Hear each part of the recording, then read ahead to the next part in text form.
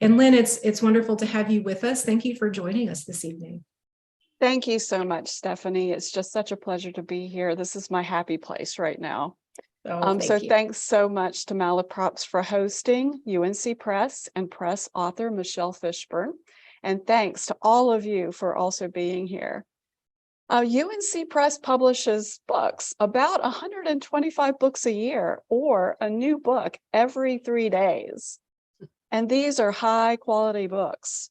Well over half win awards each year, awards such as the National Book Award, the Pulitzer Prize in History, and the Bancroft Prize.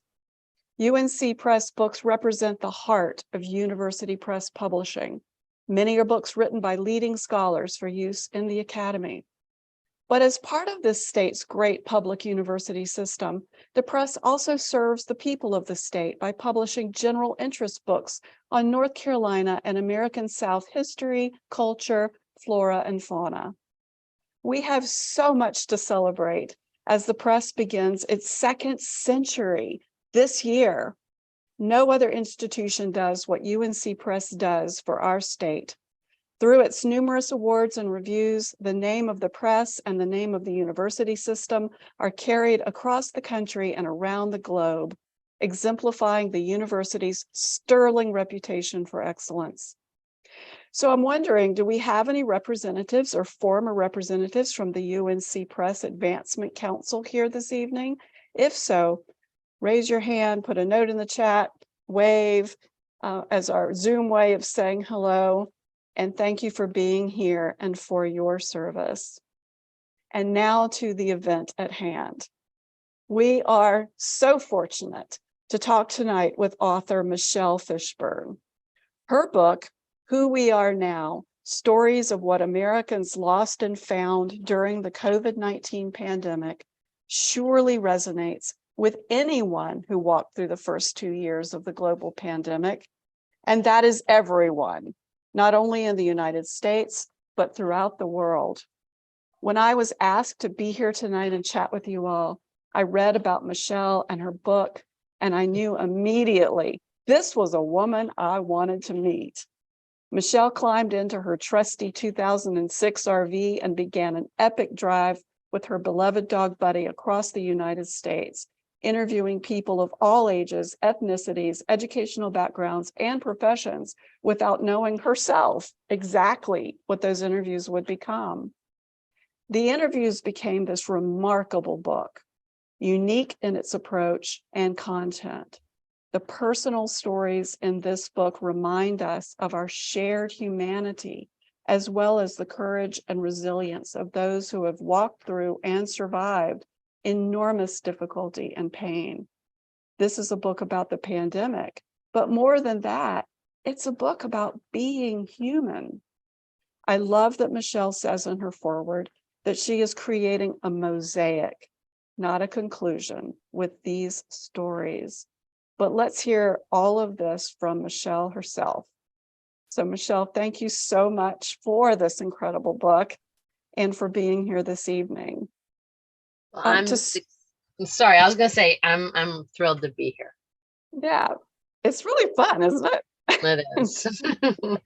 So just to start, could you talk a little bit about how you were feeling and what was going on in your life when you drove off in your RV, not once, but on 5 trips around the country? What was going on?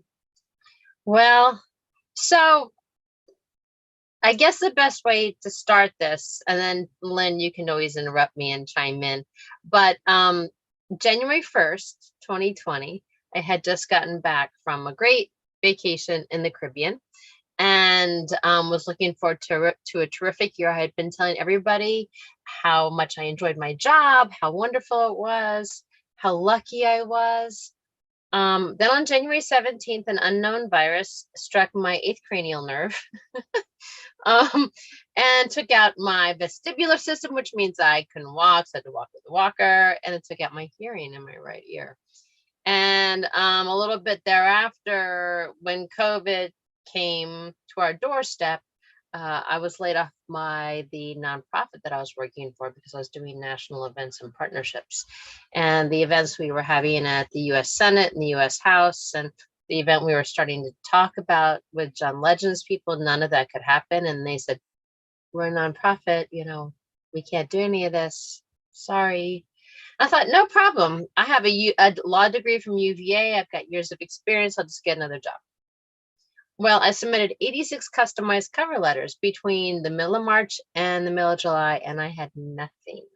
I even offered to work for free as a 57-year-old intern, and they said, no, thank you. We don't need that. And so the lease on the post-divorce house was up on July 31st. And it didn't make any sense to rent a place because I didn't know where I'd have to go to get a job. And so on July 15th, I was sitting in a Target parking lot. And I said to myself, okay, Michelle, where are you going to tell the movers to put your stuff? And sometimes I think in life we have that some sort of very basic, maybe even incredibly physical decisions that have to be made that set in motion other things. And so I thought, okay, well, I'll move into the motorhome. I had a 2006 motorhome that I had homeschooled and road schooled my kids in. I was very familiar with driving all over the United States.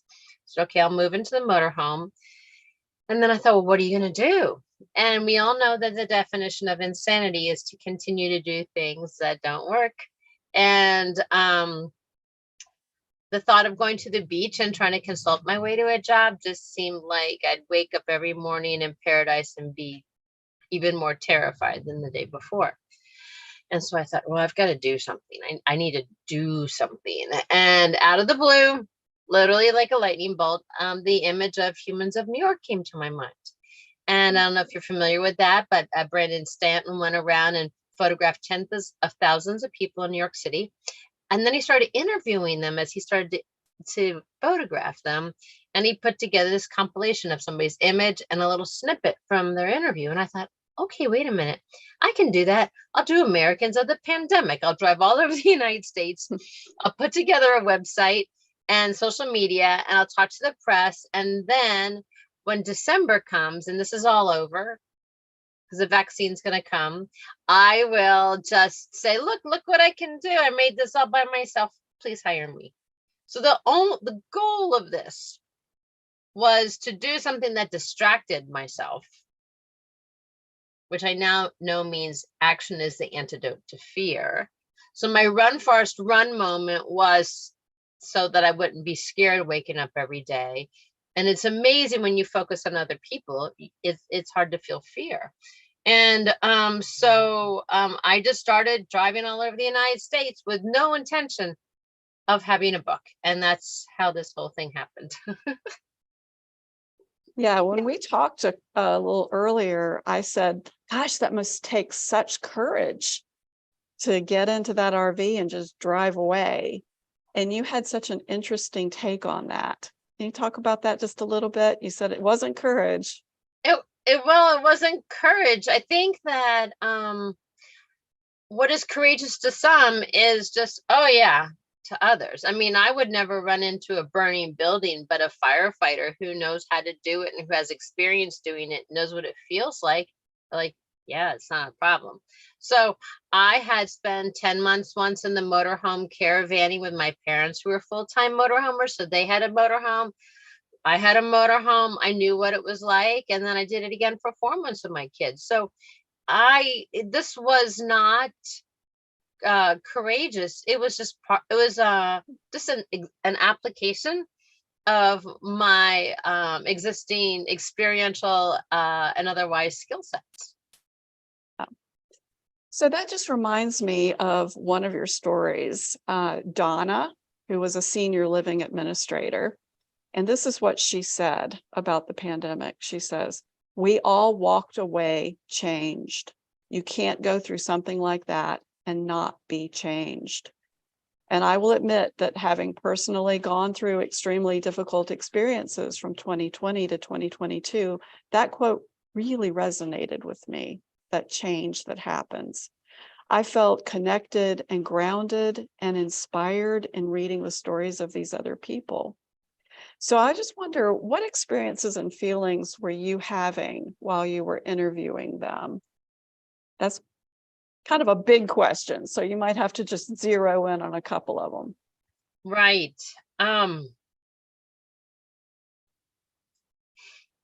So if you go to UNC Press's webpage and you go to the author blogs and you look at mine, the first sentence says, I am often very naive. And I think that it took somebody who was very naive to do this project. And this does get around to answering your question, Lynn, because as I went, I wasn't really processing. And as I interviewed people, I was just fully present with them. And so whatever they were feeling and telling me, I was right there with them. And so, and in terms of being changed, there are one of the interesting parts of the pandemic is there are tens of millions of people in this country whose lives were hardly changed at all. And that is part of our story as well. Yeah, you know, it's difficult to kind of nutshell the characteristics of all of the people that you met and that are part of this book. But I've been really struck during the entire pandemic about how we use words to describe what we've been through. And we say things like, oh, we're resilient, or you were so brave, or you had such courage. And I know that for me, I didn't always feel resilient and brave. I felt lots of other things. So when I think you think about it, I think you agree with me that resilience and courage are not really the right words. So No. What word would you use? So the word that came to me, and you know, processing what we all went through is not a light lift. And it takes time, and you keep coming back to it. And so I'm not too sure when I came to this word, but for me, the word is pluck. It's a word we don't use very often anymore. It means spirited and determined courage. And when I first heard that word, I thought, yeah, because I remember sitting in my home in February, maybe it was, and seeing the people in Italy and Spain on their balconies singing and playing pots and pans or instruments. And you know, they weren't able to get out of their homes, and that their homes weren't big, spacious dwellings with backyards and pathways and areas to have friends over outside and campfires, like a lot of us got to here in the States. And I was really wondering about them. Those images will never leave me. They really spoke to me, and I didn't process them much at the time other than awe.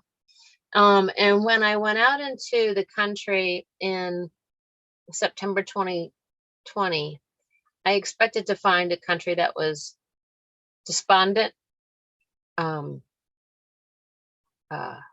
divisive, depressed. And what I found was the opposite. We were hopeful. We leaned hard on our pluck, and we were united in our universality. And I think pluck is actually a survival trait that we don't talk about very much.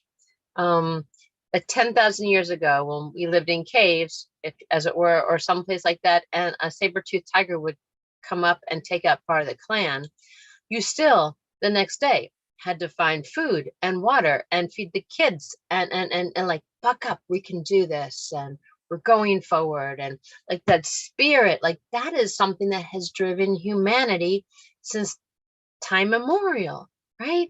And we use that during the pandemic, that really strong human trait of pluck, of spirited and determined courage. I love that word. I really appreciate that you came up with a different way to think about it, because it's hard when you go through something like a global pandemic to talk about it. And I want to assure everybody here that if you're thinking, I don't feel up to it yet, I don't think I really want to go back and read the stories, this is the quality of the feeling that you're seeing here. I mean, the book has a lot of loss in it. So it's not that we're sugarcoating this, or that Michelle has somehow written something that makes this all very simple and we just celebrate our plug. It's quite complex. And I thought it might be a good idea to talk a little bit about loss, a little bit about, not just about pluck and not just about the how we grew and changed, but also what we lost. And I wondered what comes to mind when you think about those stories.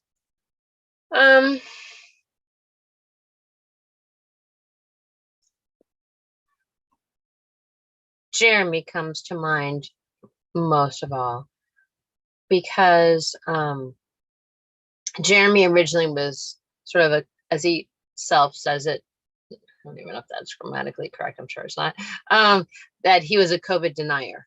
And he thought it was a bunch of hooey, and he brought it home into his house, and it infected his in-laws, and his father-in-law died.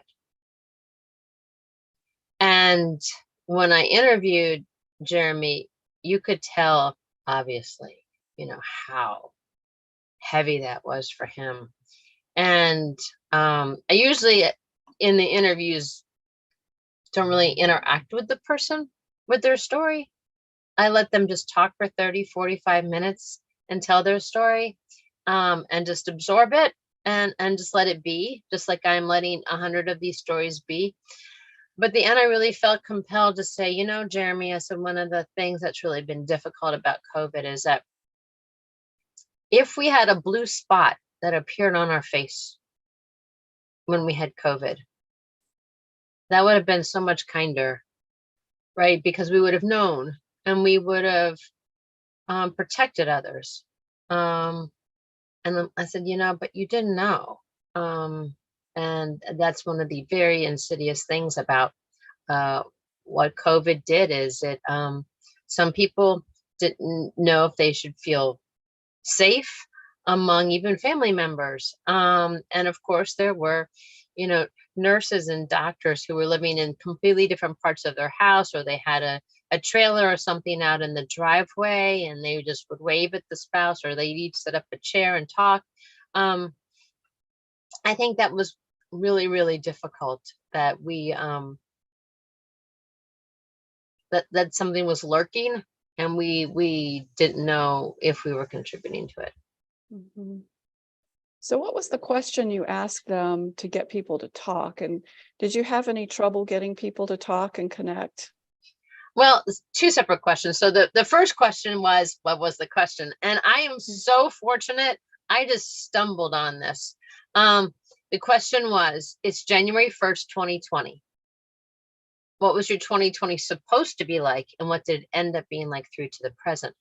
That ended up being a brilliant, not really of my own creation, but I guess so, question, because it really got people back into the tangible. You weren't asking them some amorphous question.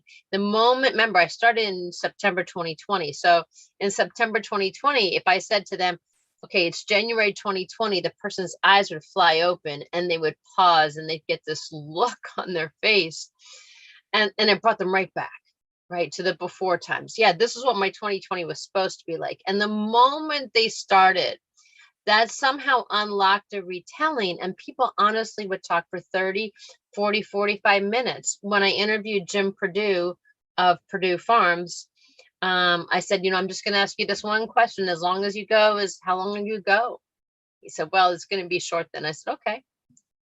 And then when it got done, he said, how long did I talk for? And I said, 18 minutes. And he said, that is the longest answer of my life.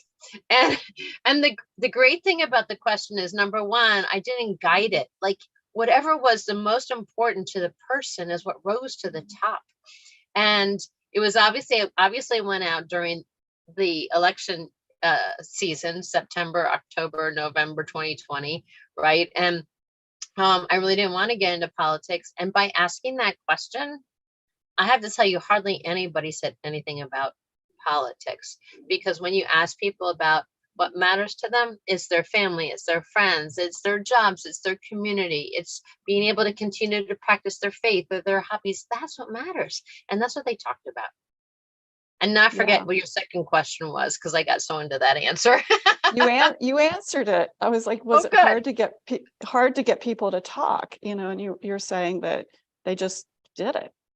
Oh, they just did it. And one thing that somebody's asked me is, do you think that this is replicable? Do you think that if you went out into the country with another question, that people would be so willing just to open up and answer? And I don't know. It might depend on the question. I'm, trying to figure out if I'm going to go out in advance of the 2024 election cycle with another question.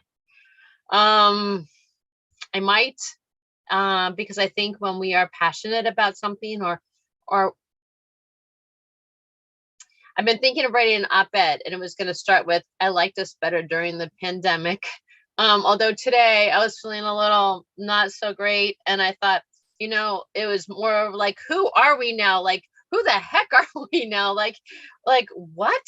And so I don't know what the question would be, but I think there's one out there that if I can just figure it out, it's begging to be answered. Well, since we just circled back to politics, let's go there. Okay, let's go there. Yeah, because, I think we're all very aware of the divisions in the country, and some of those were centered on the pandemic and the ways in which we responded to it and what we thought was the right way to be or not the right way to be. And there just isn't that much that's political in the book, but for some of us, that was sort of front and center. I mean, I can tell you that as a college president, the politics of COVID were right there all the time. Everybody had an opinion about how things should be done. So talk about that lack of politics in the book. Was that intentional, or was it just not really a part of the discussion? Well, I mean, I just got very lucky. Like I said, I mean, with the question, it didn't presuppose, and it was just amazing. It was just so absent. And after the interviews, I would say about 60% of the people would say to me, so how are other people doing out there? I've been wondering. And then some people would say, is it as bad as they say it is on the news? And we'll use the word news lightly. Or is it bad as they say it is? And I'm like, no, the country that you thought we had, we actually do have. And I would say probably 65% of the people I interviewed as I traveled around voted differently than me. It didn't affect how we treated each other. I was talking at a book event last night, and I said that when I think of the pandemic, and I realize how unusual I am as an American because I'm the only person who traveled all over the country during the pandemic and interviewed people. Like, I'm it. I don't have anybody else to say, hey, so how was it for you? Like, it's just me talking to myself. And that's why I'm giving you guys the stories. But I think of the pandemic in a soft way. I think of it like as a soft kind of fuzzy ball, and not something that's like hard and plastic and prickly with points and anger. Like, because that's not what I experienced. It's not what I saw. It's not what I felt. And yes, I am naive. Yes, I am an optimist, but I was fully prepared for things to go very differently. And they just didn't. Mm-hmm. And on your point about the divisions, I think some of it was since people were not traveling, for business, they were not getting any sense of how other parts of the country or the world was experiencing it. with their own eyes, right? So when I went into Pine Bluffs, Wyoming at the early October, a community of 900 people. And I went up to this restaurant bar around 4 o'clock to get a hamburger, and there was nobody in it. And I said to the bartender when they were getting my food, I'm like, so, you know, how are things? She's fine. I can no, like, how's business been? Fine. She was just completely clueless about why the heck I would be asking. And she said, lady, I'm sorry, but it's 4 o'clock. You know, most people don't come in here for dinner until like 5:30. If you want to come back at 5:30, this place is going to be packed like it always is. So I thought, and I went back to my motorhome and I put on Facebook to my friends, hey guys, this is what I'm running into. I know if I go back to this restaurant, nobody's going to be wearing a mask. It's October 2020. And the vast majority of people responded, oh my gosh, don't do it. It's so risky, Like, why on earth would these people not be wearing masks? But out of a community of 900 people, by October, only about like 3 people had gotten sick. And none of them had passed, and none of them got sick too terribly. And so critical thinking can be local. You know what I mean? So I think if I had been in a community, and ever since this thing came on our shores in January 2020, about 3 people got sick and then they all were fine. And it was 10 months later, I might not wear a mask either. And when people were saying, these people who aren't wearing masks, you've got to wear a mask, and no matter where you are, wear a mask, I can see why they were like, huh? So I think that the fact that we weren't traveling and seeing where each other lived and seeing each other's experiences and being able to bring those breadcrumbs back to the communities we were in, we all thought that the world was like our own particular geographic bubble. And it wasn't. It was so varied all over the country. Mm-hmm. It just makes me think about the role of media, you know, just what people are seeing and how their experiences either match or don't match what they're seeing. And that causes a kind of cognitive dissonance, you know, because the media is so much a part of everyday life. And then social media, where a lot of the meanness comes in, as well as some of the more heartwarming moments. And I think you use social media in a really interesting way when you started out. So maybe you could talk about that a little bit, and about how media and social media sort of impacted the way you were thinking as you were interviewing these people. Well, as I was heading out, I was really afraid that I was going into a country that was on the brink of, you know, something terrible, and that people were going to be mean and angry, and I was going to be uncomfortable. And it took me about a week to figure out, nah, that's not the way it is, which really surprised me. And so number one. Number two, finding people to interview was really hard. When John Steinbeck did this in 1960, he went to places where people were all smoking and drinking and festivals, and like people were everywhere. He could sit down and talk to anybody. And so, like I said, I was naive. I'm like, oh, I'm gonna go out and talk to people. Yeah, where there's nobody on the street in the town. Like, how are you going to do that? And so the first campground I went up to people to ask them questions, and they're like, please go away, lady.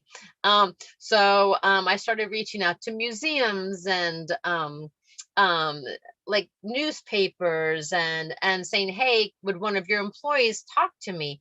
So organizations. And so that's how I made my way all the way out pretty much to Pine Bluffs, Wyoming. But on the way to Pine Bluffs, I was going to go to Cheyenne, but nobody would answer my emails. And so I thought, okay, what's a small town near Cheyenne? Pine Bluffs. So I went on Facebook, because before the pandemic, I went to a conference called Radically Rural in Keene, New Hampshire. And I did the journalism track. And they said in small towns, Facebook is the new town square. If you were in a town and you want to tell people, hey, we're doing this or we're doing that for the Kiwanis Club or the Lions Club, it goes on Facebook. So I thought, I'll try Facebook. And that's how I found out that Pine Bluffs, Wyoming had a kite festival in September 2020. And that's why I went there. And then when I met with Sonia, their Parks and Rec person, she introduced me to a whole bunch of people in town, and I got to interview them. And so Facebook is what brought me to the guys who did cornhole boards in Henrietta, Oklahoma, to the guy who started an axe throwing business in Valdosta, Georgia, to the Kiwanis Club in Scottsboro, Alabama, who had a lunch and go to try to raise some funds. That's how I found a lot of the stories that, oh yeah. And in Yuma, Arizona, this ballet company ended up doing the Nutcracker out on a football field. Yeah, that was a great story. I was thinking about that Facebook phenomenon called View from My Window. Yes. Yes. Oh, I love that. So when I was, in my own little geographic area in March 2020, I found View from My Window, and I went there multiple times a day, and I liked posts, and I posted a photo, and it was just such an exciting thing to see all these people from all over the world doing the simple act of showing what they could see out their windows, since we were all in our homes. And it just was pretty amazing. Is it almost a metaphor in a way? I mean, because these people are isolated, and we were also isolated for months, and not getting together with family, and not going to work, and very often either not having a job. So many people lost their jobs, during the pandemic. It was so hard, and we're so isolated, and yet there's this urge to share my view. And through doing that, we saw views from all over the world. It was incredible. And there's something there about what your book is doing that's really similar. It's almost metaphorical, isolated and sharing. I think that's true. By the way, I think The View from My Window is now a book. They put it together, a bunch of the photos. Yeah. No, I think it is. I think probably that informed a little bit how I was going into when I thought of the Humans of New York thing. I'm sure that A View from My Window fit in there, and I think it's the reason why I just really wanted to be behind the scenes and offer up the stories, and not opine, and just kind of say, here's the view from my window. If you were riding shotgun with me in the motorhome as I drove 12,000 miles over the United States, here, pull up a chair. Let's listen to what Donna had to say. Let's listen to what Caleb had to say. There are no photos in the book of the people, because I want people to hear the people, their words. And I think that it's easier to find ourselves in other people's words when we aren't stopped by a visual of what they look like, and if they look different from us, or how they look different from us. Mm-hmm. One of my favorite stories is by Corrine, her story. And she was a woman who'd been working on an international adoption for 5 years. And just as she was about to conclude that process and get her child, the pandemic hit. And so if you can just imagine the potential heartbreak of that situation. So that really, as a mother, that really resonated with me. So I want to talk about that process that she went through, and then get around to the end of her story, and a really important word that I'll bring up that she used at the end of her story. Can you talk about Corrine just a little bit? Sure. So Corrine, just, you know how it can be with any organization you're dealing with. You're trying to get something done. They're like, oh, well, we got to do a little bit more of this, or a little bit more of that, or it might take a few more weeks, or, and they're trying to be very nice to you. And you just want to go, give me whatever, right? Like, we've all been there. And so that's how Corrine was feeling. She was already sort of done waiting, and she just got this feeling inside her. I have to go now. I cannot listen to these people tell me any longer, oh, just wait a little bit longer, just wait. And so she called the adoption agency, and she said, I got to go now. And they're like, well, you can go, but all these all these different things have to fall in place, and we may not be ready to help you get them to fall in place. I mean, you can go, but best of luck is basically what they said. So Corinne got her nephew, I think it was, to go with her, but they had to be back. I can't remember what day, but they had to be back on a Thursday. So a lot of things had to fall in place all at once. And they got down there, and it was, to the word you're going to use, I'm not going to say the word yet, but everything fell in place. And they got back on the plane with her daughter, and they got here the day before our borders closed. Yep. And the word she used was, it was a miracle. It was a miracle. And that just, every time I think about it, it really almost gives me chills. And I was also thinking about pluck. I mean, how much pluck does it take for this woman to get on an airplane and just go do this thing during a global pandemic, and then bring this child back with her? And felt like a miracle. And then she brings back a child who's got to adjust to a world where people's faces are halfway covered, and she can't go to school. She can't go to school. And she said, Mama, is this what the United States is like? And yeah. So imagine that was March, right? And so, and so there were no playgrounds, because they closed the playgrounds down because of needing to sanitize them. So no playgrounds to meet other kids at. And when she first got back, she couldn't even introduce her daughter to the rest of her family.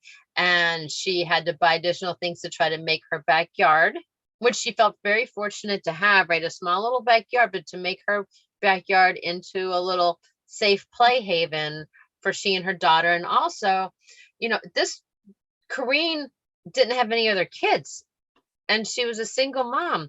And so she hadn't anticipated that all of this whole relationship building was going to be just on her shoulders, because she's got this large, loving, extended family who was going to help her.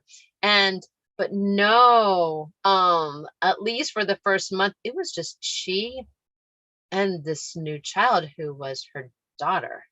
And there was no moments of, oh, you can go meet so-and-so or play with this kid. It was just the two of them, which was very intense. You had so many stories. I don't know how you chose, because you heard a lot more stories than you could fit into one book. So I have two final questions here. I think we might have to go to some questions from the audience. So you guys get ready, because we're gonna have an opportunity to put some questions in, as Stephanie said earlier. How did you pick? Are there stories that you still think about that you were like, I wanted that in there, but I just couldn't get it in there? How does that work? Have you ever heard of an editor? Yeah, I've actually. My editor said, Michelle, you can have 100 stories. You can send me more than 100, but you can only have 100. And so UNC Press partnered with the Duke Center for Documentary Studies for this book. So I had two editors. And so I sent the stories to them, and like, nah. So, I was in there fighting for every darn one of them, but we ended up with 100. It's a nice round number. It's a good number. But I really think, to get a good sense of just the depth of this book, you really got to pick it up and read it. It's not just a bunch of anecdotes. It's really, really beautifully put together with those threads that go all the way through. And, I can honestly see this being taught, in classrooms, in college classrooms, where people are trying to make sense of it, and letting their own students write about their experiences as a way of making more sense out of it. And, we're never going to move on, but as a way of making meaning, or finding some meaning as we think about, what we've gone through. I do want to just stop for a second and see if Stephanie wants to go to those questions. Thank you, Lynn. We actually do not have any questions from the audience just yet. They're being a little shy. But since we do just, we're at 6:47, I will pop in, and we talked earlier about Michelle maybe wanting to do a reading. So Michelle, if you'd like to read, yeah. That sounds great. Okay, so I'm going to read the story by Chris Belair, and I should have been ready, but I wasn't. Oh, there he is, page 191. Okay, here we go. Without further ado, Jimmy's last in-studio show was Thursday, March 12th, without an audience. That weekend, Jimmy told us he was going to do the show from home. I'm going to work from home like everyone else, he said. And we're all like, awesome, yes, we're doing this. Then in the next breath, it was like, how are we going to do this? But all credit to Jimmy. He set up a tripod, made a TV show, and basically shot from his house. And it kind of took off from there. As a writer for the show, the first thing I had to figure out was, where do I even work from home? I had a 1-year-old and a 3-year-old in a small New York City apartment in Queens. There's not a lot of space, so I had been working in bed. I've been in bed ever since. By the way, the interview was in June 2021. I have been in bed ever since. I joke that it's like the grandparents in Willy Wonka. I'm sitting upright with my legs out and I'm typing away to the sounds of the chaos going on in the next room. My days have been basically working during the day and trying to keep 2 toddlers entertained throughout the week. We tried all sorts of things, from pool parties in the bathtub to obstacle courses around the apartment. It's fun until our downstairs neighbor left a nice passive-aggressive gift of 2 kids' padded slippers on our doorstep, which is a kind of a nice way of saying keep your kids quiet. Like, do you understand these are 2 toddlers in New York? So there's no keeping them quiet. One of the things that was great about Jimmy's at-home shows was watching him interacting with his daughters. It was just real, and everyone could relate to the chaos of working at home with kids jumping over your back and talking to you while you're trying to work. A huge challenge of working from home has been that I miss the camaraderie of the writer's room, where there was always someone you could turn to and ask, is this funny? Can you help me? Is there a rewrite here? Yes, you can bounce off ideas off writers in the Zoom box, but everyone's on mute. Pitching jokes out to silence is really uncomfortable. It's probably something like what Jimmy was experiencing. You'd write material for Jimmy, he'd sit down and tell jokes to a tripod. Even though you knew there wouldn't be laughter, there was always a heart-sinking feeling every time there was just dead silence after a joke. Maybe his wife, Nancy, would chuckle, or maybe the kids wouldn't laugh, and that made it even funnier. But seeing those jokes die to silence every night was hard. You had to tell yourself, maybe someone at home found that funny. Stephanie, do I have time for like 3 more paragraphs? Yes, you do. We wanted to make people laugh and give them something to look forward to at the end of the night. People were having a hard time, and they wanted a show that was an escape from what was going on.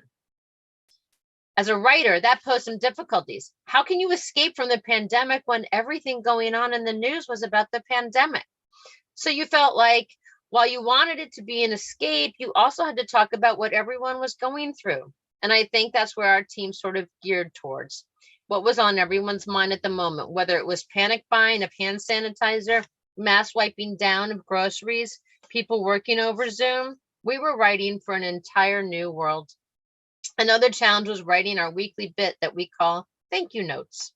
They've always been my favorite part of the show to write for, because you can write about anything, and that broadness is what is exciting, especially for me, who writes about the news every day. Observational humor is fun and different. Usually you find inspiration for it when you're just out and about, living your life, taking the train, walking by people. But how do you find inspiration when you are working from home, especially working in bed? When you're just looking around your room for the 100th day. Thank you, blinds.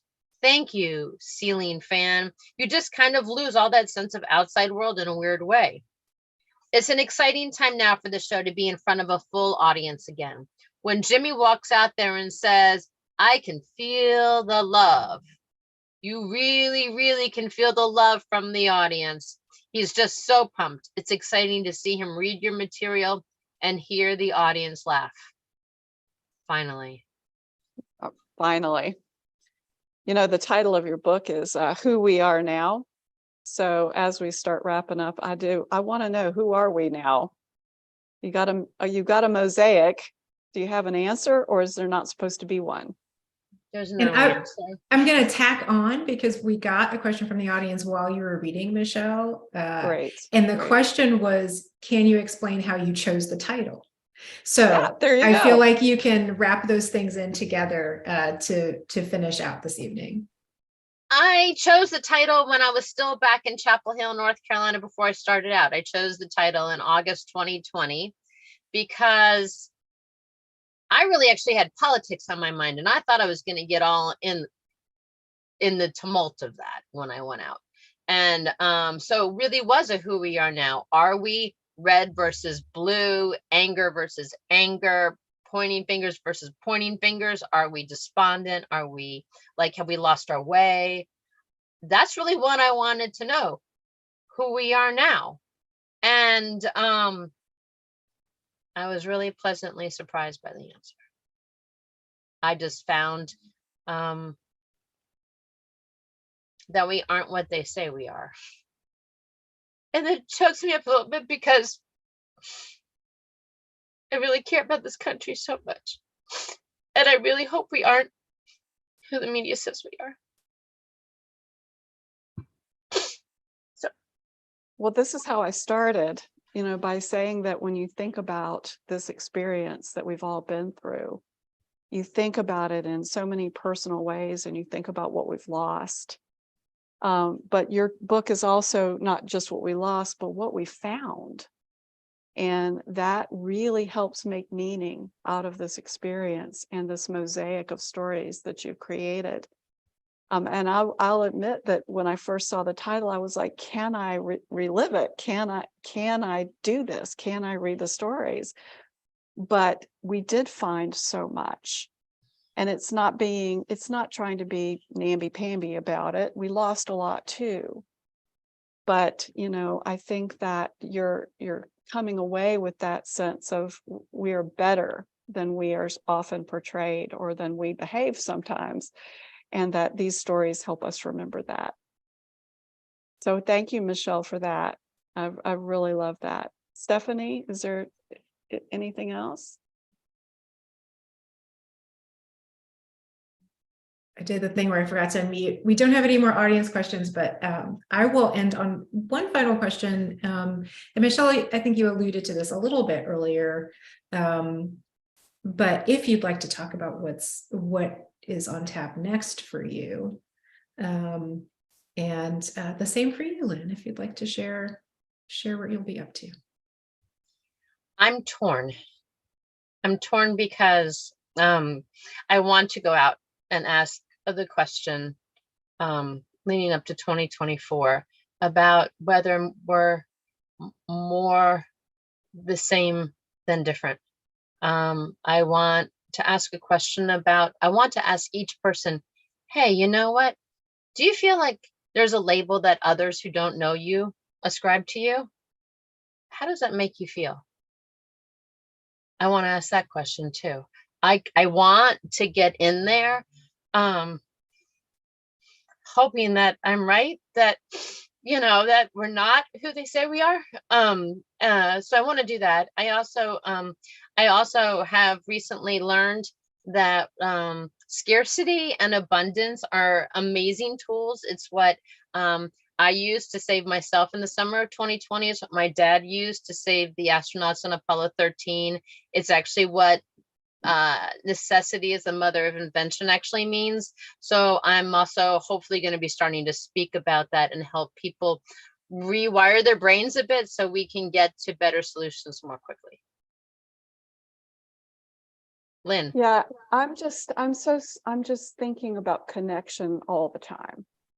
The ways in which human beings do connect with each other, and the ways we can now connect in surprising ways. Zoom, I never would have thought would be a way for us to connect using technology. But here we are doing that, and with people from all over the place. So one of the things that I valued so much in my career and in my life are those incredible connections, and they last a lifetime. And now I think we have a new opportunity to appreciate those connections and to foster them and to not take that for granted, because we have come through isolation. And through that isolation, as we've been saying all evening, we have found incredible connection with other humans. So whatever I can do to foster those connections and be a part of it, that's what I want to spend the rest of my life doing. I got a lot of energy, and I'm happy that we seem to be moving forward. So it's a good moment for us. And I wanted to say, when I signed the book, this is a nice way to sort of end it up. So when I go in and I sign the books at Malaprops on April 8th, of course I write my name, but then I write, it's all about the people we meet along the way.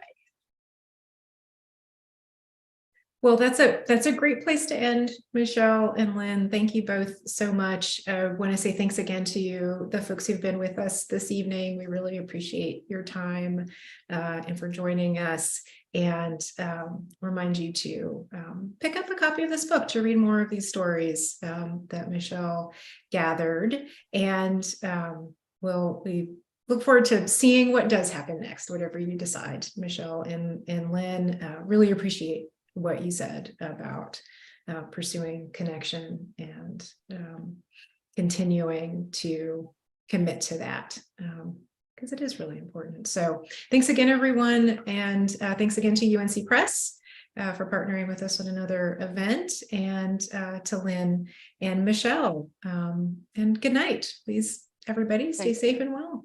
Good night. Good night.